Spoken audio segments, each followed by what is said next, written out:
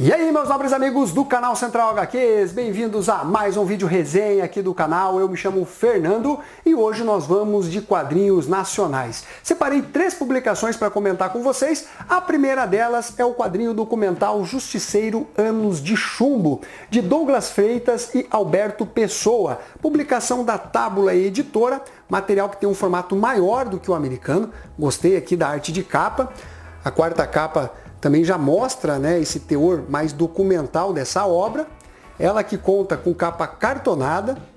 E aqui na guarda a gente tem essa arte aqui que reproduz uma fotografia do Chico Pé de Pato, que é o protagonista dessa história. O papel ele é o offset preto e branco com tons de cinza. São 72 páginas. Ao preço de R$ 79,00, dá para você achar com desconto, o link está na descrição desse vídeo. O Douglas Freitas, ele vai estar na CCXP, se eventualmente vocês quiserem pegar algum autógrafo de obras, né, que ele já escreveu, é uma ótima oportunidade. O Alberto Pessoa eu não sei se vai estar no evento. Bom, galera, nós vamos ter aqui um quadrinho que vai retratar a vida de Francisco Vital da Silva, que ficou conhecido como Chico Pé de Pato. Ele era um nordestino que veio com a sua família para a cidade de São Paulo e a história é ambientada ali nos anos 80, antes da redemocratização do nosso país.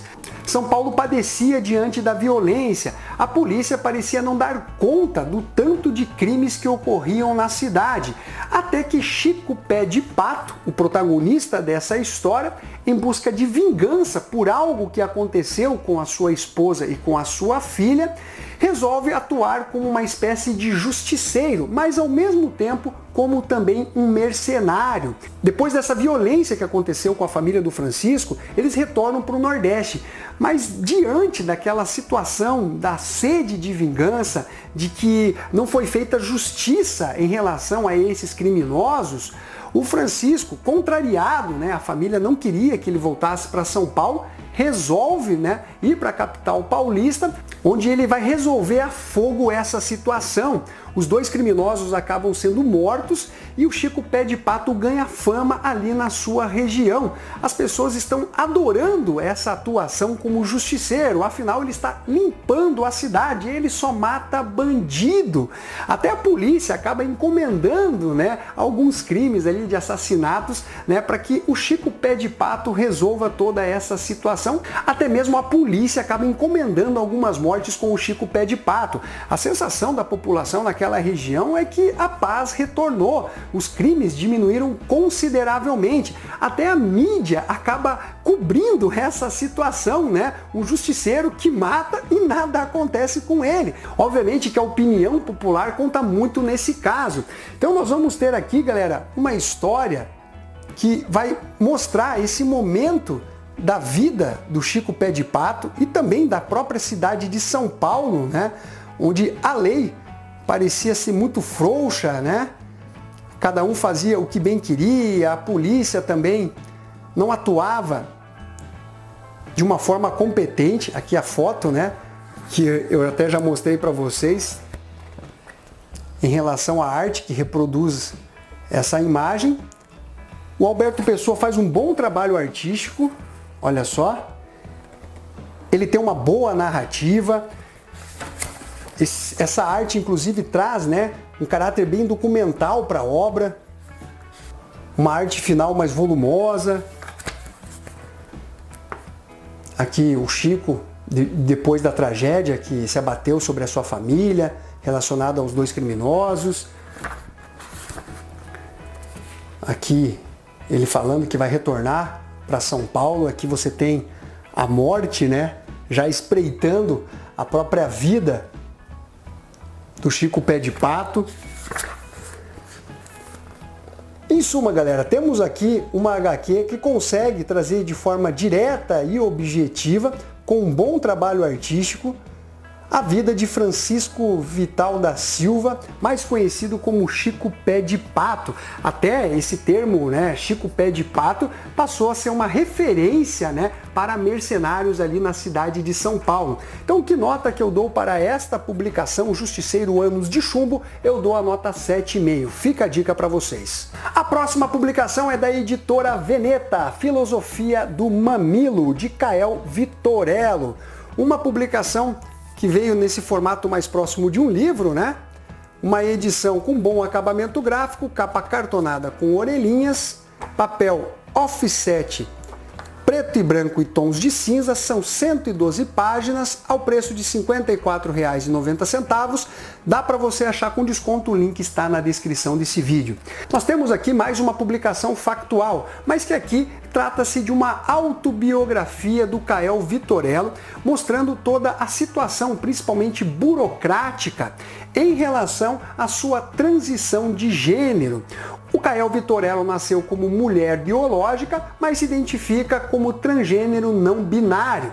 E vai mostrar toda a situação, né, por qual ele passou em relação à retirada das mamas, né? Tem até um nome, masectomia masculinizadora, né, que é basicamente uma cirurgia eletiva. O SUS, ele faz esse tipo de cirurgia. O SUS faz esse tipo de cirurgia, porém você precisa entrar numa fila, o que demanda bastante tempo. É possível também fazer esse procedimento no âmbito particular, mas aí você precisa desembolsar uma grana. Então o Kael Vitorello, ele vai explicar um pouquinho sobre essa situação, essa identificação que ele tem como um não binário. Aqui colocando faixas nos peitos, né? Porque realmente sentia que era o estranho ao seu corpo. E vai mostrando toda a situação, inclusive jurídica, né? Com uma sentença de improcedência para a realização dessa cirurgia, as exigências, né, de acompanhamento através de psiquiatra e outros médicos para a identificação da disforia de gênero. Toda a revolta do Kael Vitorello. Então, basicamente, é uma história que vai retratar, né, essa jornada do Vitorello em busca da sua identidade, de como ele se identifica. Eu tenho algumas ressalvas com relação à utilização de linguagem neutra. Eu já falei aqui no canal, para mim isso é um terraplanismo, né? Eu acho que isso mais atrapalha do que ajuda. E em relação à disforia de gênero, é algo verificado pela ciência, é um fato. Ainda que eu acho que virou uma certa moda, né, de algumas pessoas em querer chamar atenção. Não que seja o caso do Kael Vitorello, até porque ele está tomando um procedimento bem extremo, né, que é retirar as próprias mamas. E aí entra também a questão da fertilidade por conta dos hormônios, né, que o Vitorello vai ter que tomar e tudo mais.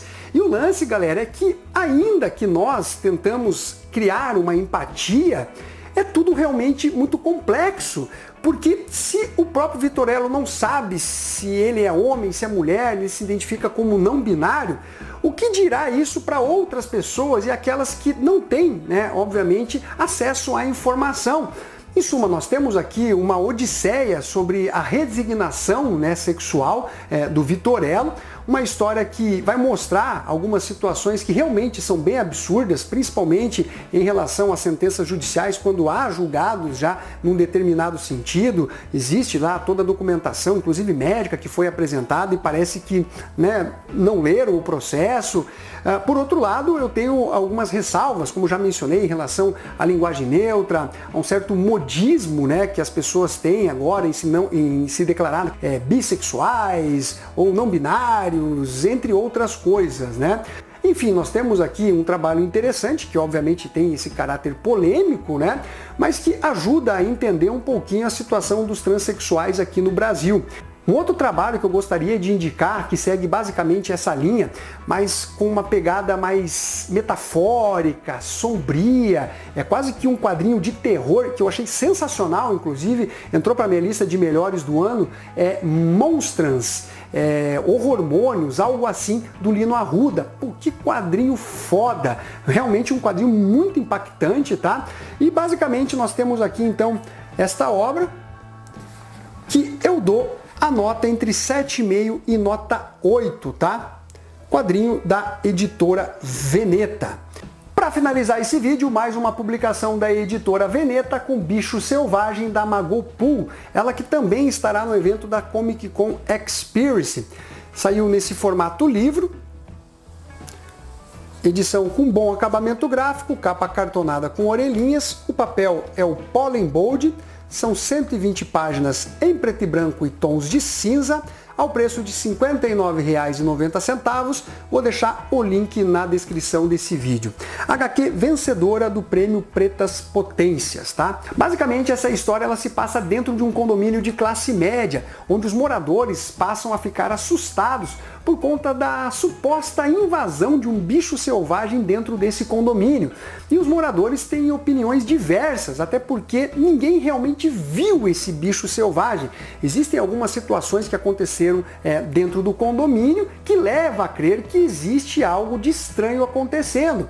O problema é que existem aqueles moradores que são paranoicos, que até deliram diante dessa situação e querem resolver ela de qualquer forma. Existe ali a síndica, que também é juíza, que tenta apaziguar os ânimos, né? Colocar uma racionalidade dentro da cabeça das pessoas. Ela fala que vai contratar, né, mais câmeras para observar o que está acontecendo dentro do condomínio. Aí nós temos ali uma mulher meio maluca, meio dondocona, que tem um marido que é todo metido a Rambo, fodão, que vai resolver tudo na bala. E a situação vai escalando cada vez mais dentro da história. Claramente a Magopool quer colocar um tom metafórico dentro dessa história, mas eu particularmente achei que não há exatamente uma grande conexão entre essas metáforas. Até em relação ali ao final, né? Se existe esse bicho selvagem, quem seria esse bicho selvagem, eu achei que ficou desconexo ali dentro da história, tá? Tem uma exploração em relação também à mídia, né, que quer criar factoides, o lance é alcançar a audiência, tem uma cobertura midiática, né, do que está acontecendo, afinal, trata-se de um condomínio de classe média, isso, né, traz a atenção do público, e basicamente nós vamos ter então essa condução de história que tenta, de alguma forma, mostrar algumas divergências sociais, a questão de quem é o proprietário, né, dessa terra. Será que é realmente um invasor, um bicho selvagem? Eu particularmente não senti que a obra consegue realmente fisgar o leitor com aquela mensagem subliminar, usando de uma metáfora mais inteligente e tal. Apesar da boa narrativa, da boa condução da história, eu acho que peca no que seria talvez o principal que a autora quer passar, que é justamente essa parte mais metafórica dentro da história. Então, que nota que eu dou para Bicho Selvagem? Também dou uma nota entre 7,5 e nota 8, tá? Então, basicamente, galera, esses são 3 publicações nacionais, materiais lançados recentemente. Alguns deles vocês conseguem encontrar, inclusive, na CCXP de 2024, com os autores lá, para caso vocês queiram um autógrafo, beleza? Então é isso daí, galera. Um abraço para todos e fui!